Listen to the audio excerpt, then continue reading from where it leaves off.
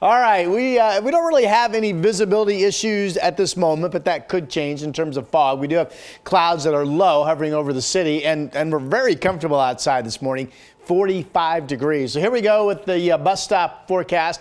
40s out the door, cloudy skies. We do expect east winds to start popping this morning, and that would bring sunshine before the noon hour, 50 at noon, so that's nice. The kids are going to be outside recreating, playing. Sunny and 60 when the kids get out of school later today. Back to you. All right, thank you, Rod.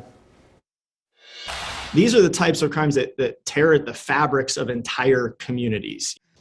That's Multnomah County District Attorney Mike Schmidt talking about bias or hate crimes in the county, like this one that was recorded by a convenience store clerk in Southeast Portland with his cell phone. We covered this when it happened. That customer threatening the clerk, he threw things all over the store, and he was screaming at the clerk, making it crystal clear that he was targeting him because he's Muslim and from Afghanistan.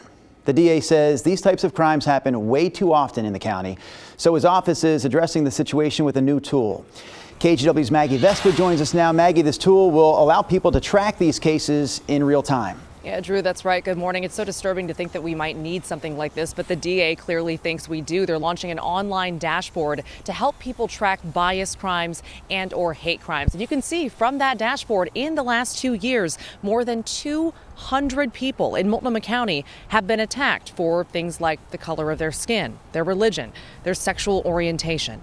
In detail on this dashboard, you can also see where these crimes are happening, whether they're being prosecuted, and what's really at the center of each individual one. For instance, gender identity is behind 15% of bias crimes in Multnomah County in the last 2 years. And advocates say this information is incredibly valuable.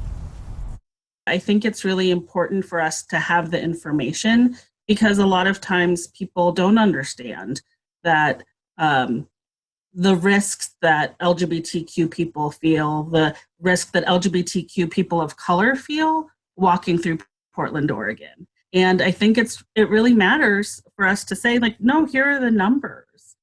People in our community are being hurt because of who they are. And we know a lot of you may want to see this dashboard for yourself. That's the entire point, right? So we have a link to it at kgw.com. Guys, back to you. Maggie, thank you. Tomorrow, a memorial service for a volunteer firefighter in St. Paul. 30-year-old Austin Smith was killed by an explosion while fighting a large barn fire last week. Smith began as a firefighter with the department in 2015. However, his family has been in the area for generations. They helped found the St. Paul Rodeo.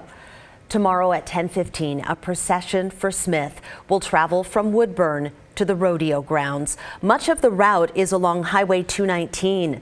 Organizers are expecting several hundred emergency vehicles to take part, so do expect some travel delays in the area. That memorial service is open to the public. It will start at 1 p.m. Again, it's taking place at the St. Paul Rodeo grounds. You can also watch a live stream on KGW.com and on our YouTube page.